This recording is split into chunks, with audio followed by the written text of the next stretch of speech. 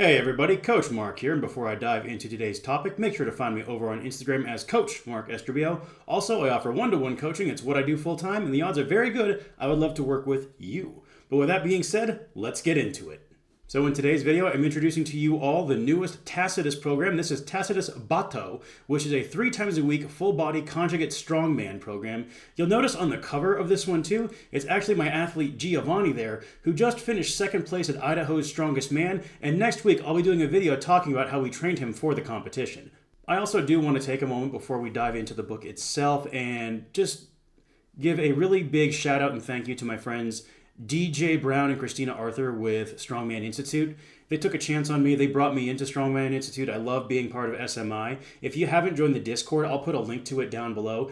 Give it a shot. It's a really nice community, a lot of resources there, and we just love seeing people who are passionate about the sport, and that's what SMI is all about, supporting the sport.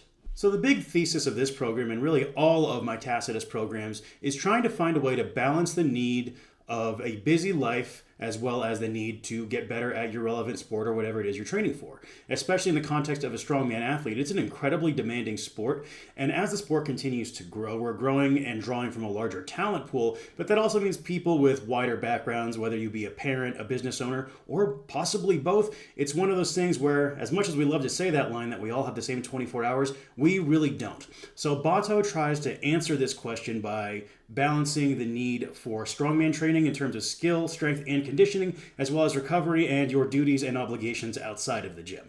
Like every other program in this series, it is a 3 times a week full body split. So the idea here is you'd probably be lifting every other day and put in either off days or cardio depending on your training recovery and current goals. Now in the video, I'm not going to go over the nitty gritty of every single page of this ebook. It's available for free download down in the description box below.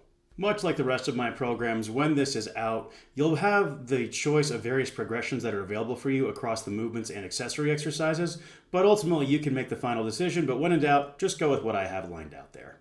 So day 1 is a lower max effort plus full body accessory day. So you're going to be starting with a deadlift or squat variation of your choice, moving into a strict press, some pull-ups, face pulls, and then a loaded carry or march depending on what you have access to and what events you're training for. We'll talk a bit more about that later throughout the video and the ebook. And then lastly, some side or Copenhagen planks. Now, as far as the max effort training goes, you have your choice of a deadlift or a squat. In general, I would prefer to focus on the deadlift, but there are times and occasions you will want to focus on the squat. And as far as the max effort training for the deadlift goes, essentially we're just going to be running a 4-week wave here where you work to a 6, 5, or 3 rep max. And then in week 4, you're going to take 4 triples at whatever you hit for a 6 RM.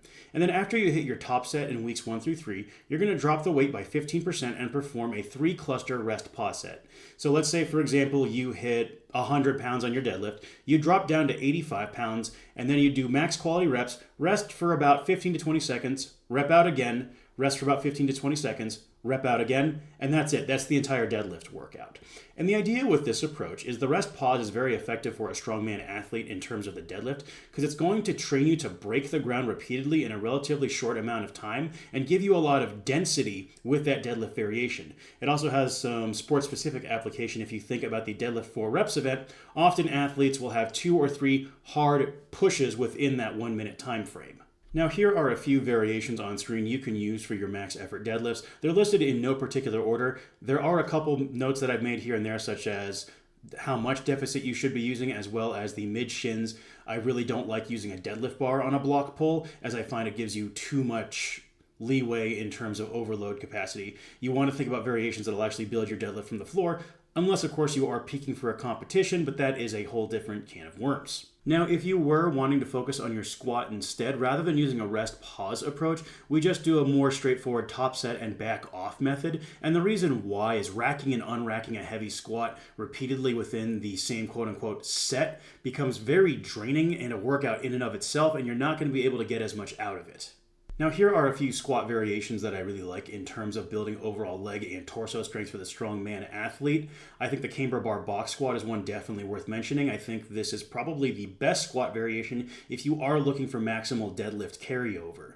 Now you'll notice there are no pause or front squats here, and that's because if you are opting for those variations as a max effort lift, I like to take a slightly different approach. Here is what the approach would look like if you were opting for a paused or front squat variation. It's also worth mentioning in day 3 of this program, you'll have either a pause or front squat variation, so this could potentially become redundant.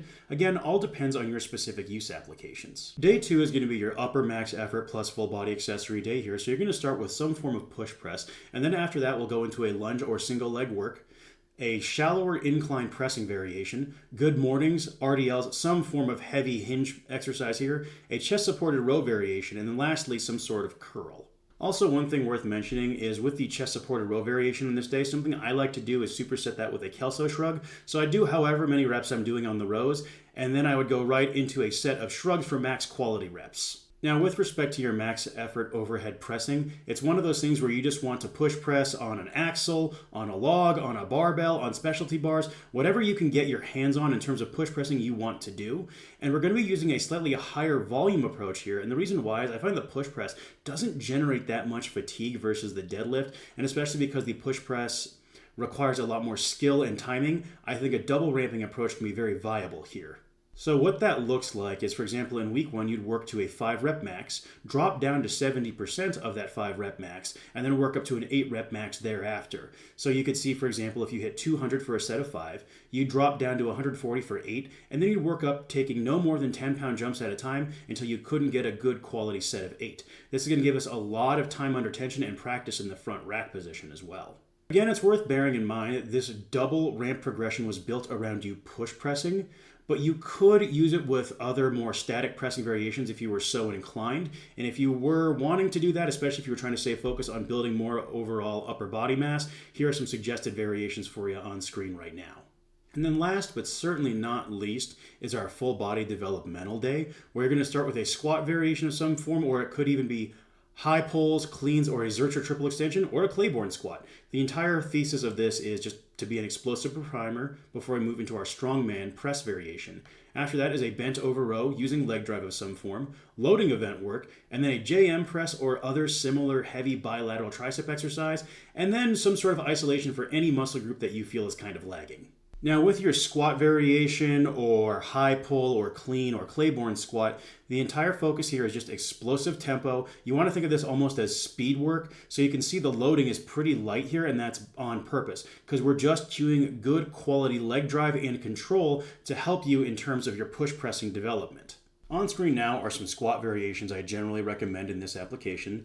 The pause front squat would probably be my number one go-to 9 times out of 10 for a wide variety of populations, but something like a 1.5 rep front or Zercher squat would be really good if your loading is what you're prioritizing right now, whereas a snatch or clean grip high pull would slot in here really nicely if on day 1 you're doing max effort squats. Again, pick and choose based off of what you're trying to focus on in your current training wave. Now with respect to the overhead press on this day, we are taking a similar path like we are with the squat in that we're looking more at positional control and just improving speed strength rather than maximal overload. That's what day 2 is more for.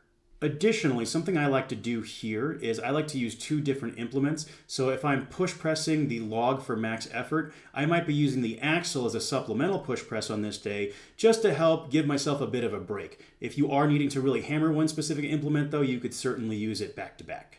Now, in terms of variations here, it's one of those things where in any sort of bar or implement that you like, and I like using a paused dip here in particular to help really learn how to control not only the depth of your dip drive, but also improve your timing with the leg drive. Another viable option is something like a blast press, which is a dead stop push press that starts either off safety arms or off of jerk blocks. I think if you are really pushing lower body strength, the blast press is a really good option here just to save you the energy of the clean phase. Now, as far as your loading variation goes here, we're going to do a 3-week wave where in week 1, you're going to work to a heavy triple.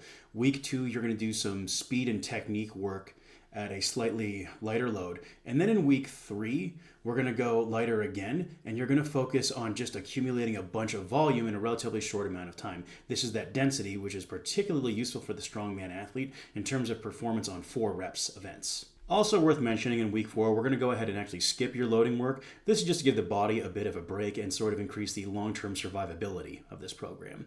It's important that you should be tracking your loads across the waves, and one wave you might do the sandbag, another wave you might do a stone of steel, the next wave you might do a keg. Of course, with a lot of these implements, you may not be able to make the exact same load jumps, and that's fine. Use this as general guidance. Now, obviously, this program was written around the athlete having implement access. However, a growing number of strongman athletes also means there's going to be a growing number of people interested in the sport who don't have regular or reliable implement access. So what I've gone ahead and done here is we're going to go over a few of the more key events and introduce some movements that I think are very helpful, and we're going to focus in on them as max effort, supplemental, and isolation type exercises. This could probably become its own video, and it's probably going to become its own ebook down the road. Strongman Going Commando 2 is likely going to be a project of mine down the road. But anyways, let's get into that. So here are your various selections in terms of movements for improving your log press if you don't have access to the implement.